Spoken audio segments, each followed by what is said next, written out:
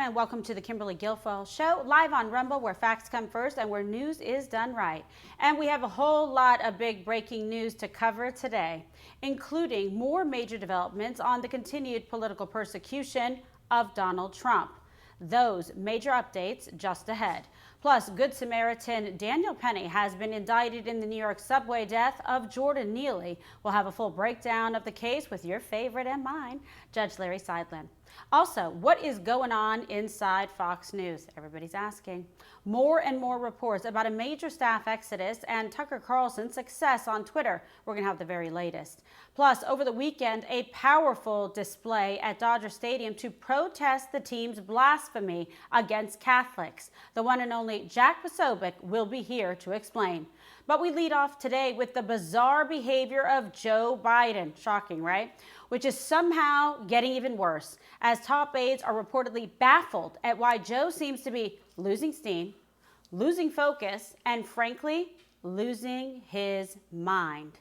For example, over the weekend in Connecticut, Biden decided to end his remarks with the phrase, "God save the Queen." It's just tough. You can't even make this stuff up. Take a look. God save the Queen, man.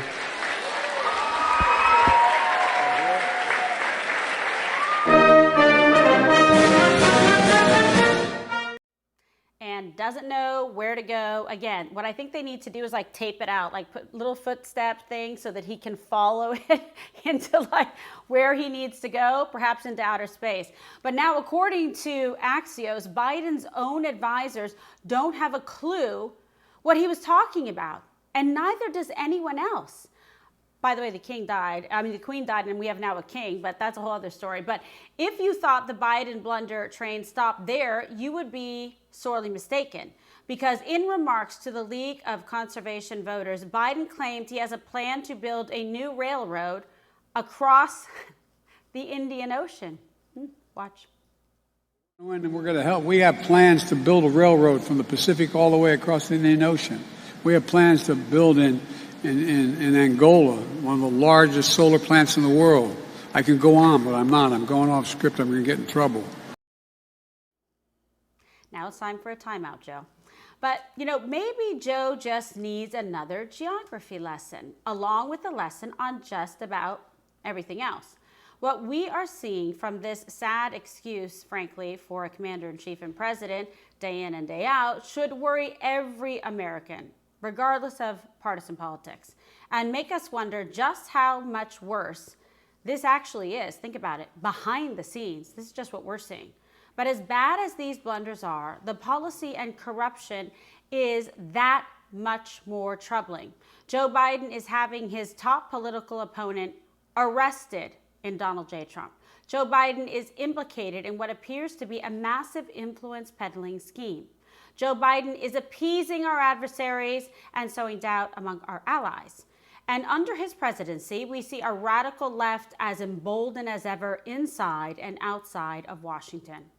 Whether it's attacks on law and order, freedom of speech, or even freedom of religion, America First faithfuls are being forced to confront a growing hostility from the swamp, from more woke corporate America, and even from major professional sports. Because get this, we saw a massive protest at Dodger Stadium over the weekend, organized by devout Catholics and Christians, after the LA Dodgers announced that they would host a drag nun group called the Sisters of Perpetual Indulgence for Pride Night. Now, the group has a history of sacrilegious acts against the Christian faith. They mock Jesus and even perform strip teases using religious imagery like crosses. Jack Posobiec spoke at the protest, and he had these moving words. Take a look. What they're doing, I love you too. What they're doing in this Dodger Stadium today is sacrilegious. It is blasphemy. It is apostasy. We are here today not out of hatred, not out of bigotry. We're here, and they'll never understand this. They'll never understand why we do what we do, because this is from love.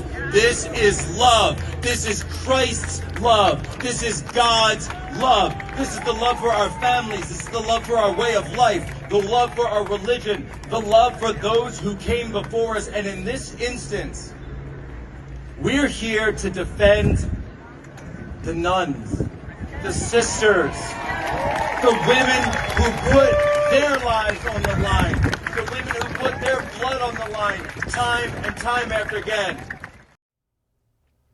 Now, the Dodgers, appropriately so, suffered their worst loss at home in 125 years on Saturday after honoring the Drag Nuns, losing 15-0 to the San Francisco Giants. Think about that.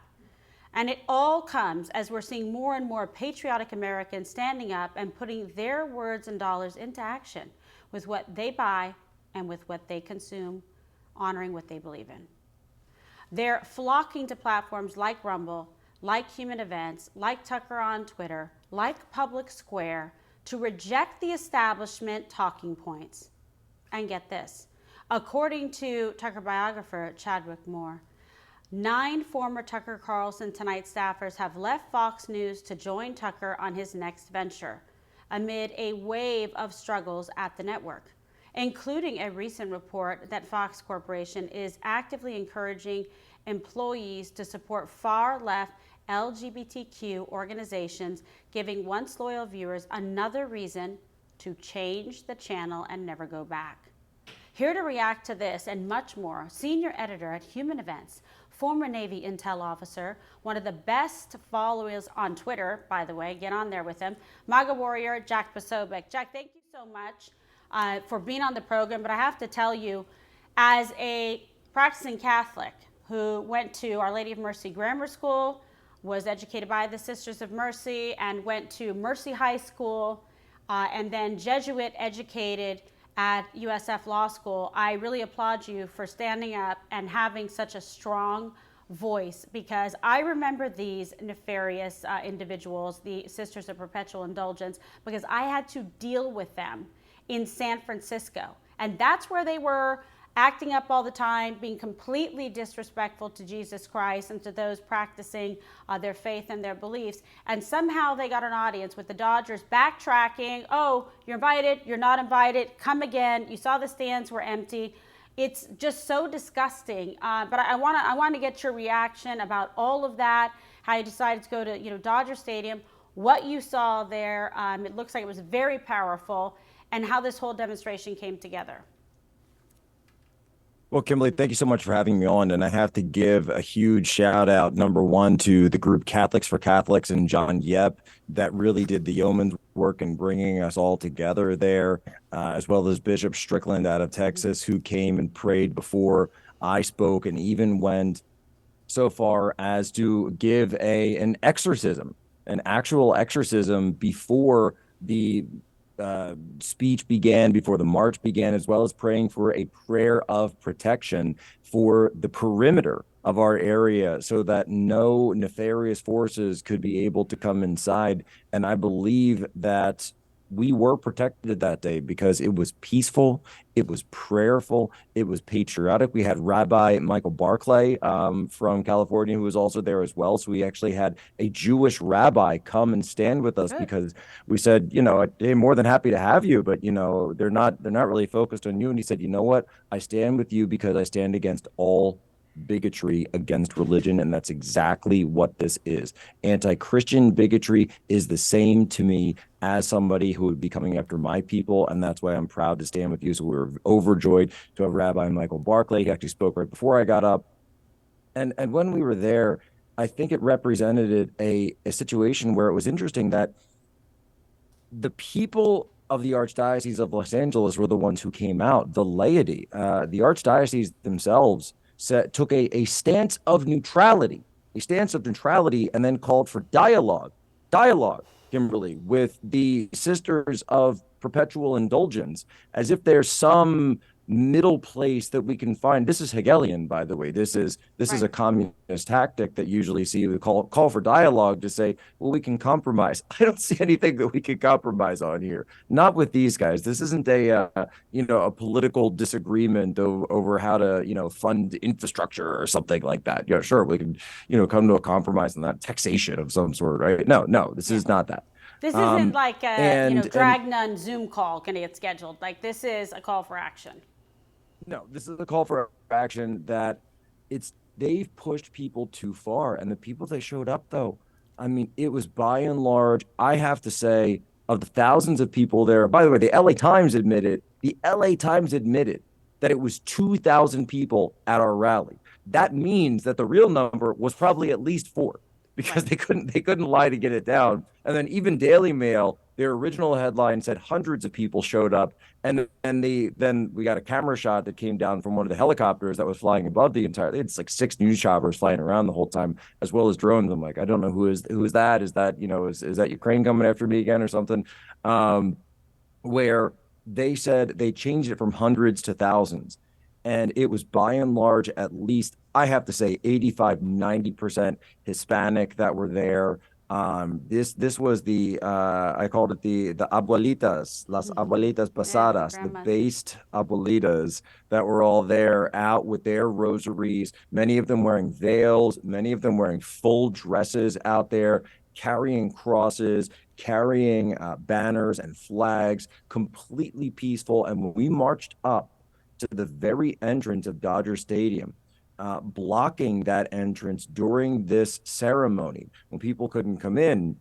And so people saw this, the inside was completely empty, at least for the ceremony part of the thing, when they tried to essentially give them this award or whatever it was that they were giving. There were thousands of us outside. We were singing, we were chanting, we were praying the rosary in full Latin. And people have said to me, they said, Jack, we know you because of politics and all this, but it seems like you've been talking more about your religion publicly. And I said, well, that may be how you know me, but for me, it Right. was the opposite. When I was raised, we didn't talk about politics, but my parents took me to church, just as you were Talked saying. about We our were faith. Archdiocese of Philadelphia, and then Catholic school all the way up through high school. This has always been our faith. And look, I'm Polish. We pretty much only come in one flavor when it comes to that. So, I'm Polish. My parents are Polish, grandparents, all the way back, as far back as you can go. And we've even gone over to Poland and spent time with the family there in the village that the Pasovics come from. And it's as Catholic as you can get. There's a massive basilica. And when we go over there, what are they doing? They're praying the rosary in Polish. That's all Exactly. we want to do. And then you guys want to come in the middle of this LA Dodgers, the MLB, and I think it's time. And I'm calling, by the way, for more public displays of the faith. I'm calling for more public displays of protest again, because obviously you can call it wokeness, but I think this is beyond wokeness at this point. This was blasphemous. It was scandalous. It was, and I don't use the language of the left, but if you were using the language of the left, how could you describe this group as anything other than a bigoted hate group? How could you describe them as anything else, as to put them in any category? No, they are an anti-Catholic hate group. That's the They are. only thing that we know them for. If they say, "Oh, well, we just want to conduct charity," go conduct charity then. You Right. don't need to put Jesus on a stripper pole, and you don't need to put nuns in these kind of garments in these sexualized positions in order to conduct charity, because that's not what you're about. You're about yourselves. You're about making a name for yourselves. You're about causing trouble, disrupting our religion, disrupting our way of life. And at the end of the day, Kimberly, what they really want, what I believe they really want, is to completely drive God and morality out of the public Yes, they do. square. They want us to not even be able to go back to this. When all of this started, what was the very first target? It was God in the public square. It was having the 10 Commandments up at courthouses, right? That's where it started, bit by bit by bit. And all the church moms said it would turn into this. They all said it would turn into this. And we said, I don't know, it'll be all right. It's just a little bit more. It's just a little bit more. It's just a little bit more. And now look at where we are.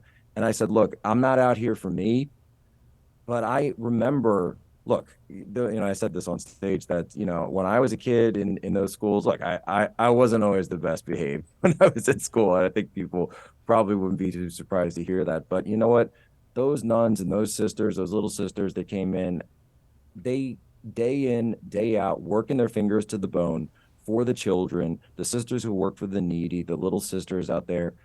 That's who I'm out for. That's who I'm out to defend, because I'm thinking of Sister Janet and Sister Purcell and Sister Eileen, the people who gave me those teachings and gave me that education that I tried to use every single day that I never would have had if it wasn't for them. And look, that I have gripes with them when they were my teachers. Of course I did, especially when they get the ruler out. But you know what? If you want to go for them, you got to come through me. Yeah, it's really true.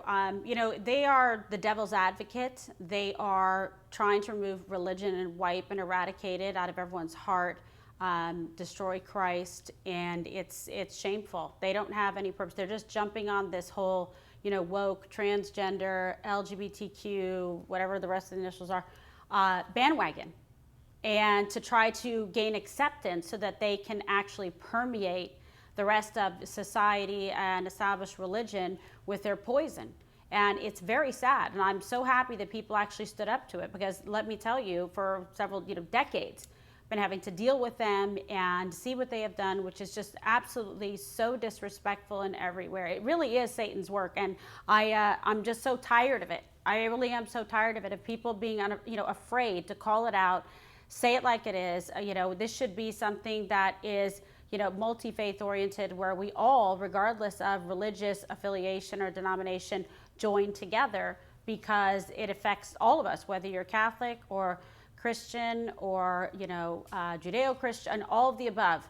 And it's got to come to a stop. But quite frankly, this all, to me, really means something in the larger sense of Americans are really getting fed up and pushing back on things like this. We see it with Target, we see it with Bud Light, we're even seeing it with Fox News. Talk to us about that.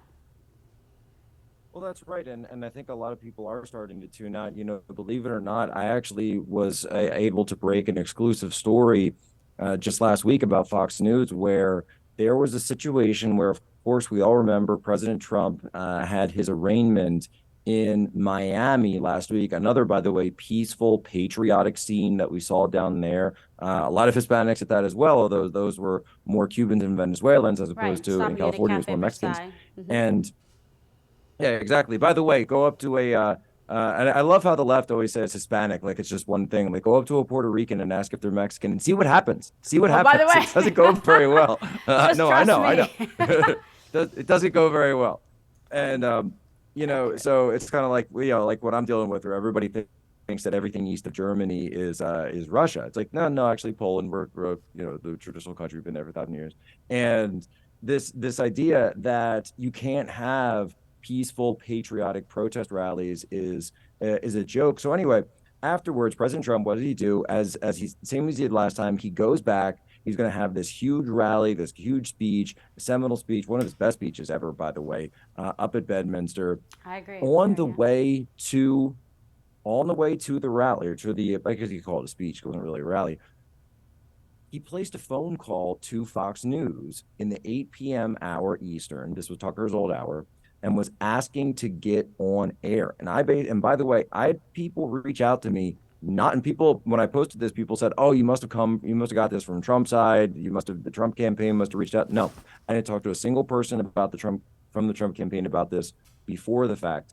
I had people inside Fox reach out to me and say, President Trump tried to call in. He wanted to do a live call in during the 8 p.m. show, which he's very well known, infamous for doing across all media. He's been doing it for 40 years.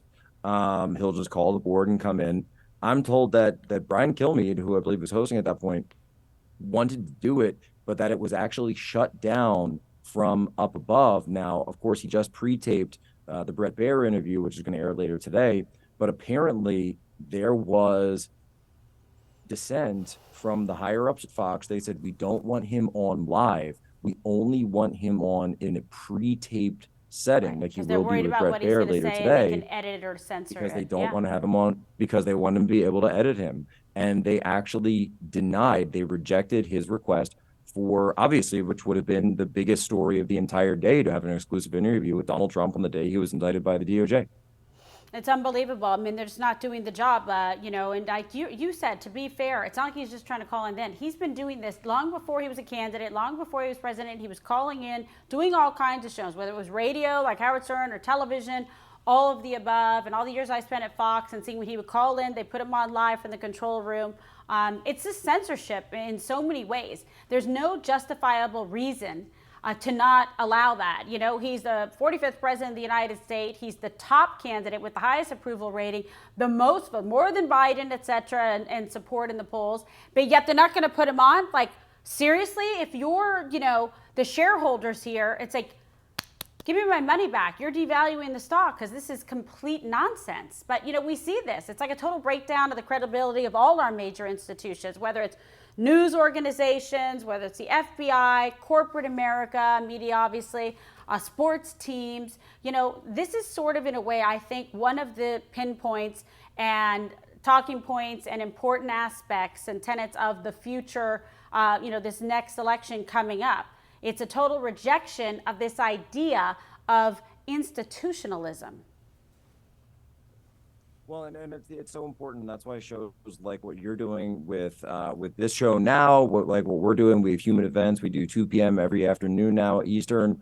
We do live right after War Room and right after Charlie Kirk. The idea is we need independent voices out there, because these corporations will come in and will shut things down. And I got to say, we've all seen the ratings slide, the slump after Tucker Carlson was fired from Fox News unceremoniously. The way they treat him, obviously, incredibly unfair. I don't think that was a very appropriate way to treat someone who's #1 star. But if you're just looking at it from a news perspective, I mean, if you've got Donald Trump on the day that he was indicted, you put him on. Of course, you're covering the story. Everybody covered the story, but you put him on. You want that story. Good God, So CNN how might was have it? even put What him was it on. like in there? Of course. CNN had him on for the town hall, so of course you want him on. You say, what was it like? Did they stare at you?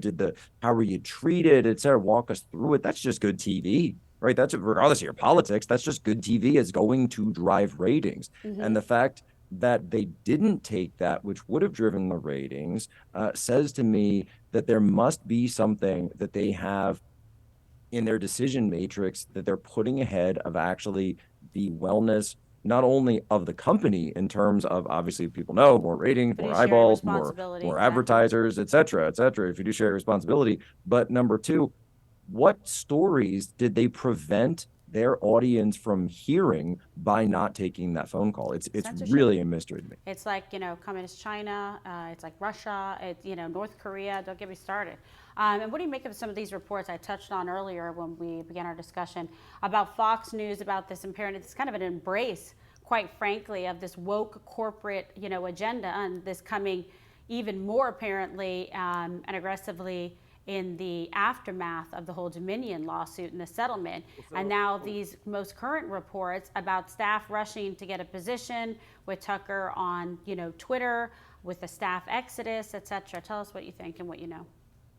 So that we actually had kind of a funny moment on. So Charlie Kirk and I started this sort of Thursday night show. We call it Thought Crime. Thank you. And it's sort of it's kind of a place to talk about all the subjects that you don't usually get to talk to in the course of a normal news cycle show. I guess that was kind of the idea. It's a show for all the other stuff that we normally can't talk about or don't have time to talk about or want to talk about. So the show had just launched, and that was right when, and it was actually Matt Walsh over at Daily Wire, produced these documents from Inside Fox, encouraging for Pride Night, or excuse me, Pride Month, that it's on the internal HR portal.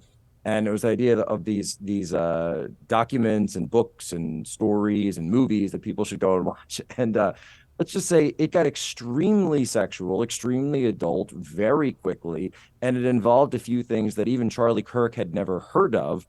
So we had this on-air moment where I'm actually having to explain a few of the the finer points of the nomenclature, if you will, I some of the believe it. paraphernalia He's very that Fox innocent. News was referring to sheltered Christian Midwestern Charlie Kirk, Poor, who apparently poor, hadn't heard poor of some Charlie. of these things. He's never going to be the And same. poor Charlie, because he starts looking up, and Fox News is pushing this internally. Charlie's like, I've never heard of that. Let me look it up on Urban Dictionary. And there's this moment where his face is just, it's just a complete shock. He said, why is Fox News focused on this? Where are the stories? Where's Right. Ukraine? Where's Burisma? Where's the money? Where's Joe Biden? He's taken bribe. Did he take a bribe? Did Hunter take a bribe? Where's the money? Where are the documents? What happened on January 6th? Where's the pipe Exactly. bomber? Where are are you tracking the cell phones? Are you doing geofencing? That's what we're covering on our show every day. Sure. We're not pushing all of this crazy stuff. And by the way, if we do find somebody like the Sisters of Perpetual Indulgence, well, I don't need to say what I would do. Everyone can go and see what I did when that happened. We went and we made sure that our voices were heard. So it's Exactly. really a God bless. question of put up or shut up, I think, because the time for going along with every single litmus test of the left, every single one of their latest sacred cow that they're demanding that you genuflect and bow beforehand. It's a joke. It's an absolute joke. And I think the people of this country, and by the way, we're seeing this in politics as well. We are seeing that people have totally woken up. And that's why you're seeing places like Harvard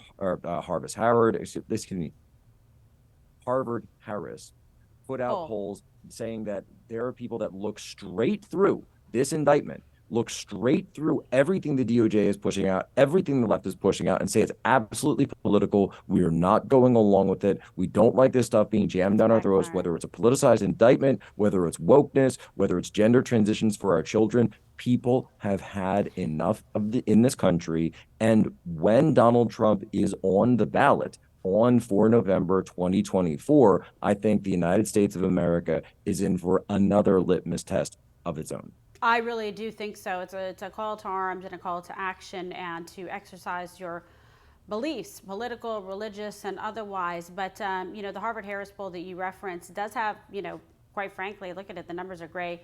Trump is up 6 points over Biden. So it does seem to be that there is a growing, body of evidence that Americans are seeing right through it, like you said, and that this can ultimately equate to an advantage when it comes down to the election in November of 2024. But I also just want to ask you, another question. What do you see as sort of, because this time I love the Jack Posobiec, psychic friends ability that you have, that you can foresee the future and the bad behavior from these people. What do you see as sort of the next dirty trick? I want to get ahead of it, you know what I mean? Trying to move venues for the stuff, a January 6th indictment. I'm hearing a lot about that. What do you think? That's exactly right. The next step that we are going to see in this, and I've been digging through my sources in DC, as well as talking to people who have had, like Rick Grinnell, who have had past interactions with this guy, Jack Smith. He ran into him in Kosovo and The Hague and all this with his negotiations there, that this is a guy who more than likely will try to indict President Trump for the events of January 6th. And in doing so, one of the biggest threats out there, that if you can tie the dots together, is that if they are able to use this seditious conspiracy charge, Yes. remember this came up with the Proud Boys and the Oath Yes. Keepers, some of the people who weren't even there, just like President Trump wasn't there, were also hit with this seditious conspiracy charge. Now, why is this so threatening for President Trump? Well, people like Norm Eisen, the same guy who was behind the Election Integrity Partnership, the same guy who pushed color revolutions in Eastern Europe, have already started putting out op-eds and columns in legal journals saying that if President Trump is indicted and convicted for a crime based on January 6th, then that would constitute participation in an insurrection or rebellion against the United States, which would then trigger the 14th Amendment's disqualification clause. This is a legal Hail Mary. The 14th Amendment, as you know, was written for officers and officials of the Confederacy so that they could no longer serve after the war, that they couldn't then run for office later and hold office. This became an issue that was held after the Union and the Confederacy joined back together after the war. There was an idea that if you had been a member of the Confederacy and you had participated in this active rebellion against the United States, then you were prevented from holding office further in the United States, because a lot of these southern states, people said, well, if they just get reelected, then they're just going to vote for secession again. We could have another rebellion on our hands if they vote for the same people. That was the purpose of the 14th Amendment. But what these people are trying to do is tie it to January 6th. That's why you've seen so much propaganda, the word repeated again and again and again, like a psychological operation: insurrection, insurrection, insurrection, where there are so many people in this country that actually believe, millions of people that believe an insurrection took place. There was a riot. Of course there was a riot. I covered it live. I was there. I said, this is clearly a riot. But the idea that it was an insurrection is a joke. It's ridiculous. It was nothing compared to the Civil War. But what they're trying to do is use these legal. You get my point, though? Of course, so it's all very specific I've been there to your too. system of justice to go after it, using antiquated, application to try to bootstrap it. Same thing they're doing with the Espionage Act and trying to do that with President Trump as it relates to the, improper handling of records. And now they're doing it with this, as you've just so eloquently explained. Exactly. And what they're going to try to do is you try to hold this against, because look, he's got a fighting chance down there in Miami. I think he does, just based on voir dire, based on the jury pool of that Southern District of Florida. I think by and large, you're going to get some good people on there. You've seen the way it was trending in 20, the way that he really flipped a lot of the communities down there, certainly the Cuban community. Traditional Cubanos. For Trump, you get a couple of them. Yeah, you get some of those base Cubanos pasados on that jury. They are definitely not going to go along with this communist tactic because they've seen this movie before. They're not going to let another president get railroaded. El Presidente. No, they're not going to let him go down like that. But up in D.C., if you are Donald Trump, or as we've seen in the past, whether it's Roger Stone, Steve Bannon, General Flynn, George Papadopoulos, we all know the list, you will be taken down. There is no chance for a Republican to get a fair trial in Washington, D.C., and it just because of the jury pool. So they're going to push this, and they're going to try to use it to keep him off the ballot. They'll try to go from judge shopping from state to state, and in some of these blue states, they're going to try to use this to find ways to get him off the ballot. Obviously, there's been other rumors as well of Republicans also looking to use trying this. to get him off but the ballot. I think that is the next fight coming forward. Big deal. Oh boy, that's a huge deal, because that's going to set up a constitutional crisis. Let's devil's advocate. Let's say that they're able to do that. What happens if he wins the primaries in 50 out of 50 states? And then coming forward, they go and say, all right, this is the party, this is the nominee. And then he goes to Milwaukee. We nominate him as the leader of the party, the nominee of the party. And then states come back and say, oh, we're not allowing him to be on the ballot. This is going to set up a constitutional crisis, the likes of which the United States has never seen. No, you're absolutely right. You're going to take it straight up to the United States Supreme Court, because it has to be handled in an expedited fashion. So also, regardless of the White House, deflection, even the media, okay, because this is another topic I want to hit importantly because you had an article on it. They're trying to deflect and really just like close the curtain on this whole thing with the Biden foreign bribery news. I know you have a new piece on it. Talk to the folks at home about what you think is going to happen here and what should happen, quite frankly. Well, there's the world of the should and the world of what will. And when it comes to the Bidens or really any Democrat who's caught with foreign money scandal, I think we all kind of know what eventually will happen. What eventually will happen is that if this goes to the DOJ like it did at the time, we're finding out more and more that Bill Barr, when he was Attorney General, did discover information about this bribery scandal with the Bidens, did discover that the FBI had their own independent reporting of all this, independent of the laptop, which we leaked in October of 2020, years prior to the laptop, completely separate from the laptop that the president's crackhead son left at this repair shop in Wilmington, that the FBI had an informant from, oh, by the way, directly with communications to the head of Burisma, talking about millions of dollars, also talking about 17 private recordings, secret tapes that were made of 15 of Hunter, 2 which included the big guy, Joe Biden. And here's the key, Kimberly. We're also hearing that those very same terms of the big guy were used to refer to Joe Biden prior to any of the emails that we see on the laptop, prior to the information that we got from Tony Bobolinsky. This phrase, the big guy, was even being used in data from the FBI. And look, when I was an intelligence officer, if you see something like that across 3 different sources, you might call that corroboration. You might call that a clue of some sort that you might want to look into, and a thread that needs to be pulled, because suddenly this is a nonpartisan, and that's very key, and people need to be strong on this. This is coming from a non-partisan source, and I understand a lot of the laptop was tied to partisan sources. Okay, guess what, that's why I offered Jake Tapper a copy. That's why I offered Mark Cuban a copy. That's why I offered Joe Rogan a copy. Guess how many of them took me up on it? Not one. And I would still offer anybody a copy of that laptop from the mainstream media if they would be so interested. But that being said, this is key because we don't even need the laptop now. Now we know that the FBI, at the time when Trump all the way back made that perfect phone call with Ukrainian President Vladimir Zelensky. Yeah, that same Vladimir Zelensky, the same one who's on TV, who's like the darling of the international left, the international sphere, the guy that we're giving hundreds of billions of dollars to.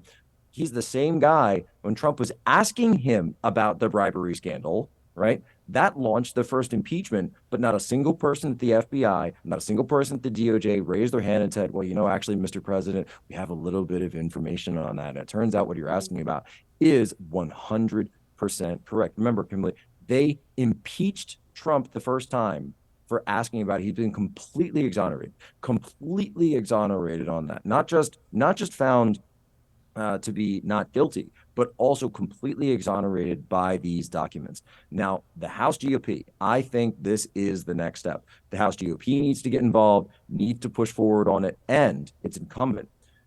The House, the Senate, we need to make sure that we maintain the lead, expand our majority that's in the House right now, flip back the Senate, which, by the way, if you look at the map in 2024, there's a very good chance of flipping back the Senate, win back the presidency, hold all 3 branches, and then you need a president that is willing to actually take a wrecking ball to the edifice of the Department of Justice, to the FBI, to people like the Biden, appoint true independent counsels that are outside of the system, that are willing to file charges where they need to be. And quite frankly, I think the only person who's going to have enough of a vendetta against them and also isn't going to be worried about re-election is Donald Trump. You need somebody like that in that office in order to do these things, because if you get somebody who's worried about re-election, that's all they're going to be worried about, and their hands will be tied from doing these necessary steps. He has the stomach and the integrity and the tenacity to do it and to see it through. And boy, is he ready. Like day one, just get ready for heads to spin, executive orders,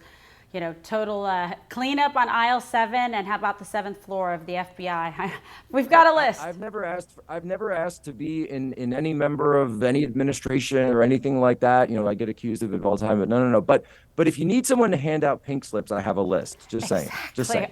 Oh, keep it ready. Keep it ready. Change is coming. All right. I got in trouble with the New York Times because I said retribution is coming. The Kimberly Guilfoyle's call to violence used all caps. Raheem wrote me, he's like, do you see this? I was like, yeah, it's so crazy. But whatever, that's how they behave, but we're not afraid. Jack, tell everybody where they can see you, follow you, the great article you just did on human events, and give a plug for your new podcast with Charlie Kirk. Thank you so much. I appreciate it. So Human Events, we are daily now, 2 p.m. That's every single day on Real America's Voice. We're immediately after. So it goes War Room, Charlie Kirk, Human Events, boom, your 5-hour block in the middle of the day, all the latest, whatever's breaking in DC, whatever's going on around the world. And then 8 p.m. on Thursday night, that's Eastern, myself, Charlie Kirk, and we've got a sort of rotating cast of guests, the new podcast, Rumble exclusive, called Thought Crime. Amazing. It was so good. So congratulations on that again. And thank you again for sticking up for God-fearing Catholics and Christians and Jews throughout the world with what you did against those sisters of perpetual indulgence. Thank you so much, our great friend, Jack Posobiec. God bless. Thank you, Kimberly. You as well. God bless. And we have much more to come with one of my favorites of all time, and you loved him when he was on. Former Florida judge Larry Silent is here in person, and he says he is fired up and he's had enough. He's going to lay it all out for us. You do not want to miss it. The Trump indictments, the arraignments, what's going on in politics, and that subway case where they are calling that young man a vigilante, Daniel Penny, so you don't want to miss it. So like and subscribe so you never miss an episode. Hit the like button if you like this episode as well. Stay tuned for a big announcement at the end of the show. And it's all of you, quite frankly, who make this show possible, along with our amazing sponsors like Patriot Mobile. Because with Patriot Mobile, call me, you put America first with every call, all while getting the same nationwide coverage as major carriers. Not only does Patriot Mobile provide you dependable wireless service at an affordable price, they also share your values and they actually support you. Patriot Mobile puts their dollars into action, donating a portion of every dollar to support groups that fight for the First Amendment, the sanctity of life, and protecting our brave police and first responders. So please, support companies who support you. Patriot Mobile, they are mobilizing freedom and supporting you. So for free activation, go to patriotmobile.com/KG. That's patriotmobile.com/KG. And I also want to bring you a new message from Patriot Lifestyle where you can save more and spend less on a whole host of different benefits, from non-insurance healthcare benefits to savings on travel, identity theft, legal services, and even pet care for your favorite pooches. Take a look. Kimberly Guilfoyle here, and I'm so excited to introduce the Patriot Lifestyle Benefits Program. With our Patriot Lifestyle Benefits Program, you get a range of non-insured healthcare benefits at an affordable price so you can save money, stay healthy, and stay secure. For example, need to consult with a doctor 24/7 without leaving your home? Our telemedicine service gives you the ability to talk with a board-certified physician in your state with no per-visit fees. And what about keeping that healthy smile and clear vision? Our dental and vision discounts will keep you smiling and seeing clearly, all at a great price. And when visiting patriotbenefits.net, don't forget to download your free Freedom RX Pharmacy Discount Card in appreciation for your continued support. But that's not all. Our program goes beyond just health and wellness. We also offer identity theft protection so you can stay on top of any unauthorized, fraudulent, or illegal activity. And you also have access to free and discounted legal services so you can protect your rights and receive top legal advice without breaking the bank. And even take care of your furry friends with discounts on pet food, toys, medicine, grooming, and even trips to the vet. Plus, enjoy peace of mind on the highway with our roadside assistance program. Now, as a member of our Patriot Lifestyle Benefits Program, you'll have access to exclusive discounts with NB Cash Back so you can save even more on your everyday expenses like groceries, restaurants, and even auto services. And with NB Travel, you can experience more but spend less by enjoying deep discounts on flights, hotels, and so much more. At no additional cost, these benefits are available to you and your immediate family to use anytime, anywhere. Our program is designed specifically for America First patriots like you who understand the importance of not just a great dollar value, but the need to let your dollars reflect your values and supporting companies who support you. And the best part of all of this, our benefits are at below market prices, so you can enjoy them while living the Patriot lifestyle to the fullest. So don't miss out. Visit our website at patriotbenefits.net. That's patriotbenefits.net. Thank you again for choosing the Patriot Lifestyle Benefits Program, where real benefits and real savings are our top priority. Join us today and start saving now.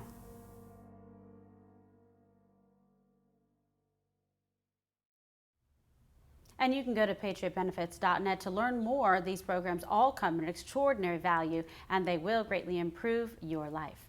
And now we turn to another troubling story out of New York City, where Daniel Penny has been indicted in the subway chokehold death of Jordan Neely. Neely, who had a long criminal history, was reportedly making violent threats to passengers back in May when Penny intervened to subdue him and protect fellow passengers. Penny is a Marine veteran now indicted on one charge of second-degree manslaughter and one charge of criminally negligent homicide, with an arraignment scheduled for June 28th. If convicted, he faced up to 19 years behind bars. Here's Penny talking about the case. Take a look. So I take the subway multiple times a day. In this instance, I was coming from school. I got out of class at around 2:15. And I took I was at J Street Metro Tech, took the Uptown F train. At 2nd Avenue, a man came on, stumbled on, appeared to be on drugs. The doors closed and he ripped his jacket off and threw it at the people sitting down to my left. I was listening to music at the time and he was yelling, so I took my headphones out to hear what he was yelling. And the three main threats that he repeated over and over was, "I'm going to kill you, I'm prepared to go to jail for life, and I'm willing to die." Here for reaction to this and much more, longtime Florida judge, you know him from the famous Anna Nicole Smith trial, Judge Larry Seidlin, back by popular demand, here in studio with me. Thank you so much, Judge, for being here. Always a pleasure. Oh, you're the best. So we have a lot to talk about because this case really upset me. I'm going to talk to you first about this Daniel Penny case. It seems to me, give me your opinion, this is more politicized justice or injustice, quite frankly. They're no longer going after the criminals. They're prosecuting the people who actually stop the criminals. So victims are becoming villains, villains are becoming victims. You see a guy here who has served his country, okay, former military, etc. You heard the three statements about I'm prepared to kill, I go to prison, no problem. And nevertheless, for some reason, once again, this DA is going after the wrong person and wanting to put this young man behind bars for 19 years. This DA thinks that Neely is the poster child for homelessness and mental illness. This Neely had a brush with the law 42 times. He's on the most active list as the top 50 people with mental problems on the train. This guy punches a woman in the nose, breaks her nose, a 67-year-old woman, hits another older man, and years earlier he grabbed some 7-year-old kid and ran away with the kid. This guy has so many crimes. This guy has deep mental illness. When are the civilians, people like you and I, going to be safe? We're pandering. And he's this criminally DA violent. Is pandering. Yeah, and he's criminally violent. Yes, he's violent. He goes on the train. He says, "I'm going to kill someone today. I don't care if I spend my life in jail." And the Marine hears that. And the Marine is worried about the folks that are on the train. The train is an elevator. It's a big elevator. And you can't get off this elevator. You're trapped. I don't ride the trains. I walk. I don't like getting on those elevators on those trains. You're stuck. And you're stuck with people that some of them are fruit cups. They need mental health. They need counseling. And they're walking the streets like zombies. And some of them are aggressive. This guy is aggressive. This guy is scary. He's hurt people. And this DA is weak and gives in to the groups that are telling him to charge the Marine. How do you do that? Yeah. He succeeded a great DA that you and I knew, Morgenthau. Yes. A great DA that was there for a long time. Where's his guts? Justice is supposed to be blind. It's supposed to be even. And he's charging the Marine. Yeah, he's flipping justice on its side, on its back. You don't even recognize it. And we've seen this. There's been, a number of cases where he's actually going after and persecuting people who were victims, whether it was someone defending themselves in a bodega or a parking garage, and he's, prosecuting them and putting them behind bars or trying to, so the public keeps crying out about the injustice here. And you see someone who's a well-spoken, articulate individual who's actually showing courage and, you know, compassion and trying to make sure that no one else is hurt on there. Okay, it's rife with violence on these subways or elevator cars, like you call them, which is a really accurate description. In New York City, I don't want to go on the subway in New York City. No way. No. I know so many people that don't want to do it, and a lot of young people starting out, you know, that's how they're able to pay and get transportation to be able to go to their jobs, elderly people, etc., young children with their mothers. I mean, it's terrifying. Even when I was there, I didn't want Ronan going on the subway, but now forget about it. No, my daughter was with Good Morning America and interning there, and I said, no trains. Take the Uber or Lyft. You're not getting on a train. Right. And I feel that I made the right decision. And this DA, how does he charge this Marine when 2 other people were helping the Marine to keep the guy down? And these organizations... To subdue him, right, and protect and it's a basic self-defense. Yes, yes, yes. How do you charge this Marine with a crime like this? What happens to the other Good Samaritans that want to go forward? Well, it has a chilling effect, because are you going to want to jump in and get involved if they're going to try to put you behind bars for 19 years, etc., because you tried to help out and be a Good Samaritan? They started calling him, and using this rhetoric, saying that he's a vigilante, etc., doing everything they can to paint him in a certain light. Yeah, he's not Charles Bronson shooting up people. It was the old actor that they had as a vigilante. This guy is listening to his music. He's hearing screaming. He takes the headset off and he hears this guy say, I'm going to kill you. I don't care if I go to jail for the rest of my life. And this guy could do it. He's proven that he's aggressive. He's proven that he's hurt people in the past before. This Marine's instinct was excellent. And he subdued the guy. And he had 2 people help him. And unfortunately, this deeply mentally ill guy dies. It's unfortunate, but it's better for him to die than some innocent person to be killed. Would they be happier then if a whole bunch of people died on that subway? Then what would they say? But I got to tell you, I've had it with this DA, Alvin Bragg. You saw what he's doing, you know, with President Trump. But, you know, what's going on here? Is he totally corrupt? He's politicized? Is he, you know, racist because he's like a white Marine, you know, African American, the whole thing? Or he's lost control of his office. You see a lot of dissension there. People were upset with how the mistreatment of what he did with, you know, President Trump. What do you think's going on? And then talk to me about what you think should happen in this case. The arraignment's coming up, and after that, we'll have my friend Tom Kneff is representing him.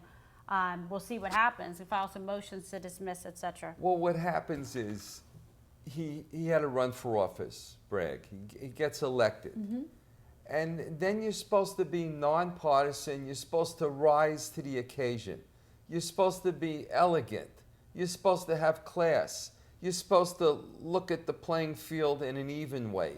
And he's giving in to these groups that supported him to get elected. Right. You're not supposed to do that. Political You're pandering. supposed to meet with these folks in these organizations and say, I'm not charging the Marine. The Marine did the right thing. He's supposed to put his big men's pants on and approach these folks and tell them, the guy is innocent, but he's not doing that. And he's following a great DA. We had a great DA in Manhattan, Morgenthau, who was above the fray. And it's a shame. I should recall this guy, but he's got to go. He's terrible. The problem is he's represents a segment of the society in Manhattan that supports him. Mm-hmm. It's a very far left crowd. It's true.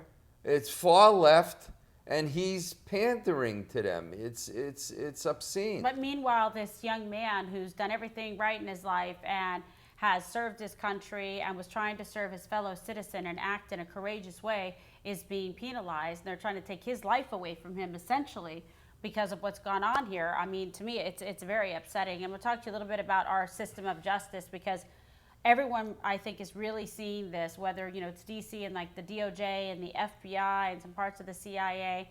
There's a total credibility crisis as it relates to our justice system in this country. And you see Joe Biden having his primary top political opponent persecuted over and over again. They're trying to put, you know, Trump in jail because they don't want to face him at the ballot box. Talk to me a little bit about that.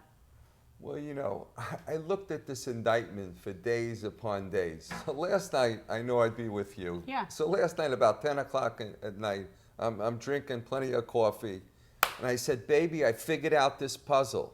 I figured out the puzzle. And here's the puzzle. When you commit a crime, and you were a prosecutor like me, we were both prosecutors. You were in California, I was in Florida.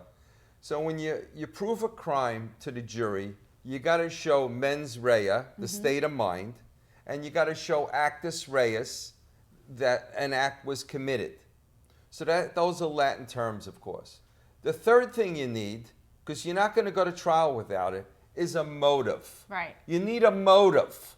Well, why did the person do this? You can take it to trial. If you don't have an answer for that, you're going to lose it, right? Yeah. Like, technically speaking, you The always have to explain it. DA might hand us those cases. He's not going to try it. The head DA is not trying a case without a motive. Yeah. All right, so let's look at Trump.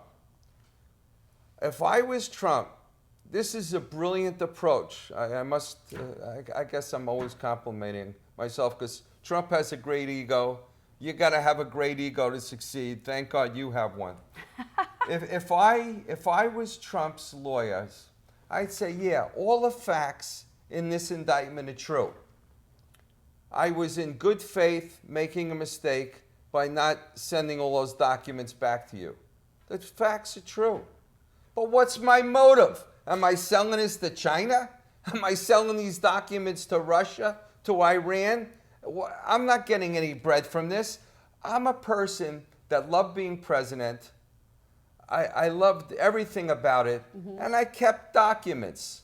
I shouldn't have kept them, but you know, Trump loved going to baseball games, to the Yankee games. I'm sure he kept the tickets. He used to take Don Jr., yeah. Yeah, he holds on to everything. He's a hoarder. It's like my mother-in-law.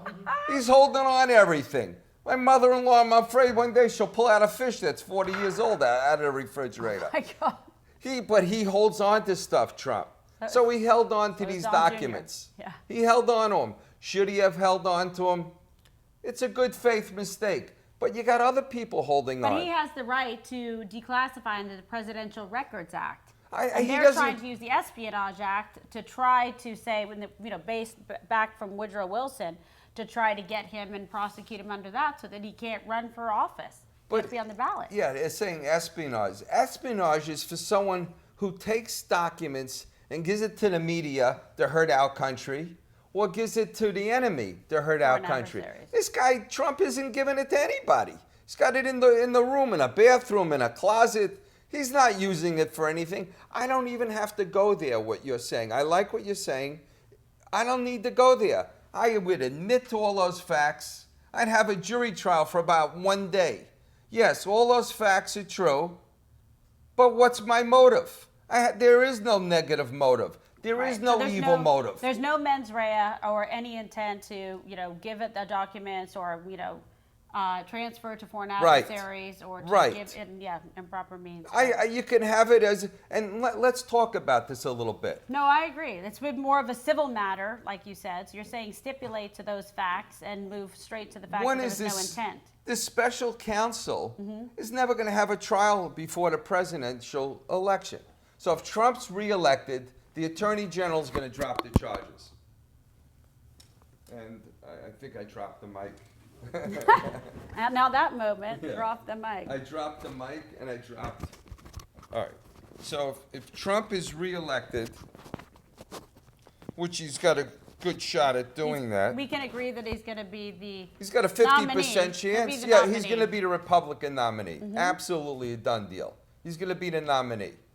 So if he gets elected, his Attorney General is going to drop the charges. So it's over. Now, because I don't think this is going to go, I don't know anyone who says it is, it's going to be resolved before 2024, before the election. All right, so now let's assume he doesn't get elected and he has a trial. I'd make it a short trial. Yes, these are the facts. I kept them. It was a good faith mistake. But my motive isn't evil. And it's not evil. I don't know if the jury would convict this guy. He's so charismatic and he's telling the truth. So let's take it the worst, that the jury comes back with a guilty. Is the judge going to impose jail upon Trump? No. What's he going to do? He's going to slap him on the wrist. What worries me is Trump takes the papers home, Biden takes the papers home, Pence takes the papers home. Why are you going after Trump? Because he didn't return it? He didn't return the papers because you asked him for it? Is that the reason to charge him with all these felonies? Mm-hmm. That's what raises my eyebrow. This is what worries me. Why does he get charged when the other people took him home too? Well, you have the answer to that. Yeah, it's worrisome. It's politics. Politics entering into the justice system. I served on the bench, so a senator would want to talk to me. I was friends with one of the governors of Florida. They didn't talk to me on the phone. No one trusted the phone. They'd pick me up in front of the courthouse. I'd jump in a car, and we'd go for a walk on the beach. It was what you call a graveyard conversation. Graveyard. And do you think Biden doesn't talk to the Attorney General about what's going on here? I mean, were we born yesterday? Am I going to buy the Brooklyn Bridge? Is he completely divorced from this proceeding? Does Jack Smith, want to be the first prosecutor in the history of the United States to indict a president? Does he want that? Does he want that fame or shame? Does he want that? To indict the first president of the United States for I think he does. Maybe. Scary that we have entered an area where justice is supposed to be just.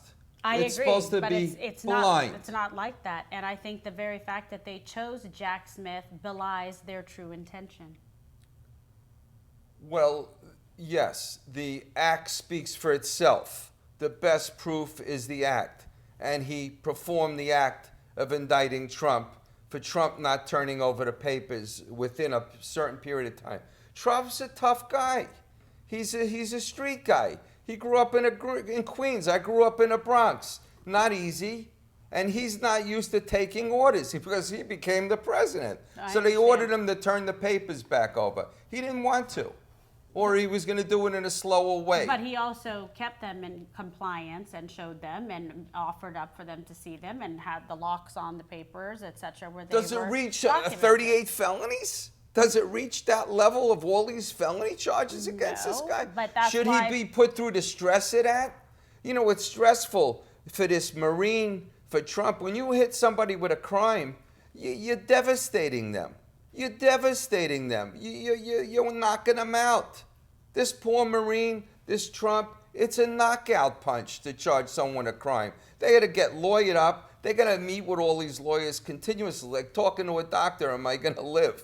You know, it's very much stressful. Is it fair to do that? No. No, it's not, but it's purposeful and it is intentional, and that's why I do believe that they're going to come down with the January 6th indictment as well against the president. They're trying to hit him, not one punch, but another punch with a follow-up until they knock him out. Yeah, they want to break his legs. And that's the problem. So this is what's going on. So when we talk to you about fair trial, so is it possible, and talk to viewers about this, for President Trump to even get a fair trial with so much, noise around the case? In your experience, how does a jury handle a high-profile, hyper-political case like Trump? All right. So you're going to have a jury. You're fortunate it's in Florida. It's Miami. I think he's in a somewhat friendly political environment. Trump in Florida. I would if I was representing President Trump, I wouldn't be fighting everything. I wouldn't be fighting everything. I know he's used to battle. He's used to hand yes. But I wouldn't be fighting everything. I'd have it a short jury trial. I'd go in 1, 2, 3. I would say, yeah, I kept them. I probably kept them too long. I'd have Biden on the witness stand. I'd have Pence on the witness stand. I'd have everybody who took these papers home in the past. Right. So Hillary Clinton with her yes. destruction of documents. Yeah, and the judge has... She's mentioned in that indictment, which is opening up, the ability for Trump to get access to her records and potentially call her, because she's mentioned in it. And I'm nonpartisan. You know, I'm not attached to either party. Right. You know, I had a Republican governor appoint me to the circuit court, the higher court, but I ran really as a Democrat 10 years earlier. I mean, I'm friends on both sides of the aisle, but I think we need to, at least in the justice system, we need to be nonpartisan. We need an even playing field. We need to get our wits back. We need to get our brains back. We really do. When you guys get elected or appointed to these positions, you need to do it in a nonpartisan manner. You need to tell your groups that supported you in the past, I'm running the show now, and I'm doing it in a fair way. I'm going to dispense justice. And those groups want you to do that. How can you not do that? If you can't do it, you shouldn't take the position to begin with. Well, that's the problem. Let's talk about that because, you know, you have obviously served in one of the most high-profile cases of all time, as you know, with the Anna Nicole Smith case. What is it like, that added pressure when you have all this on the line, right, with these judges? And we've seen threats already against Judge Eileen Cannon. What was it like for you, and what is your advice for them handling this case? Because you really have to be driven by that moral compass to just do the right thing and apply the law evenly. We really rely on our judges to do that. Well, I'm lucky my wife's sitting here with us. She helped the balance, but you're under enormous pressure. I'd spoken to you throughout that case and spent time with you. You're under enormous pressure. Half the media was beating the hell out of me that I was trying to do stuff for the media, and then the other half said I was doing a good job. You got to keep a moral compass. So what I always do is I exercise. I ran before I got here. I jogged on the beach. Some say it's just a fast walk now, but it's very difficult. You're being pressured. You got colleagues, other judges coming in, talking to you. You have a lot of people around you trying to influence your decision. And you have to rise above the crowd. You have to rise above the mob and keep doing what you think is right. And the Anna Nicole case, it was a hell. It was a storm. It was a hurricane that went through my life. And sometimes you wonder, was it good or was it bad? I mean, how was it really on my life? And it caused changes in my life, obviously. But and I got to meet you, right? I got to meet you, so that was good. But it's tough. It's tough. This judge, this federal judge, she's in for life. State judges have to get elected every few years. She's in for life. She has no worry. She should do what's right. And I'm glad she's held on to the case. Even though the president appointed a Trump, what's it matter? She's going to give everyone a fair shake. I feel she will do that. She's a good judge. Yes. Yeah, it's tough. It's not easy because the focus becomes on you. It affects your family and, you know, all of the above. And as you know, Trump is fighting, you know, cases on multiple fronts. There's so many, and then they're talking about Georgia coming up. Let's see, with this January 6th, we've got the records, you know, document case, and it's just, you know, it's a lot to manage and to deal with. And then the Stormy Daniels case with Alvin Bragg. So it's a lot that's going on. But ultimately, I hope, even if there isn't justice at the trial level, there's the appellate, you know, review and Supreme Court. Well, it's tough on the appellate level, as you know. You want to try to win in the trial level, because the appellate level, you got a very small chance of prevailing. Because if they throw the case out, then it has to be retried, and they don't really want that case to be retried, because there was enough negative publicity for the judicial system the first time for these cases. Trump, he has a tremendous constitution. He's able to withstand all of this pressure. God bless him. He's able to do it. Most people would be laying on the ground, screaming for mercy. He's able to do this, work these cases, get top lawyers helping him, and then he's able to focus on running for office, running for president. He's fortunate also that he has the bread to be able to put on a war. By He's that he able means to the do that. dough. What's that? The dough. Yeah, he's got the dough. I have people that call me because I represent people in different messes, criminal, civil. They got to be able to pay the baggage. They have to pay. And if they can't, then good luck. Get a public defender or whatever. He's able to underwrite it, but he's able to mentally confront it. It's an amazing mind he has, amazing mind and body to be able to do it. God blessed him with that. Well, that's why he's the right choice, especially what's going on now. And like you said, much like a federal lifetime appointment, he runs again, he's limited out, and he doesn't have to worry about pleasing anybody. He doesn't have to worry about any undue influence, campaigning, raising money. He can just do everything in the right way that he believes it should be, which is how I believe he would always do it. But that gives the public, the voting electorate, an additional amount of sort of satisfaction and assuredness that they're placing a vote for someone who will go in there and do the right thing. Yeah, he in the courthouse would be, he takes no prisoners.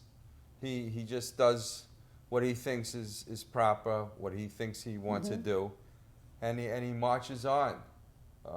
He doesn't. I don't believe he feels he owes any particular group anything other than to try to do the best job. That's true. Yeah. And that's true. what we need from all our leaders. That's what we need. We're missing it. We do. And I'll tell you what else is something that's disconcerting, though, is the fact that there are so many, reports of lawyers, et cetera, that are afraid to represent the president or work with him because they don't want to be canceled. They don't want, the influence that the media and the public has and different law firms and et cetera. And it's sad when even if you have the bread, you have the dough, there's people who still won't do, the right thing, despite what they privately acknowledge is an injustice and a persecution. Yeah, your buddy Alan Dershowitz said where he is in Cape Cod, they don't all talk to him because he supports certain Republican causes. That they give him a hard time there. I remember when he said it. Well, meaning not because he's partisan, but because if he believes it's the right thing and he should be involved in a case, it's frustrating. Yeah, I remember that. Yes. And I remember when Diane sort of says to me, well, how do you feel about this criticism that sometimes you get? I said, I just jog. I let it all in my dust. Right. That's what you have to do. So you have to have an outlet to do that as well. Yes. So we're going to have you back on to discuss more about this as these legal matters proceed. So I know you pay very close attention to it.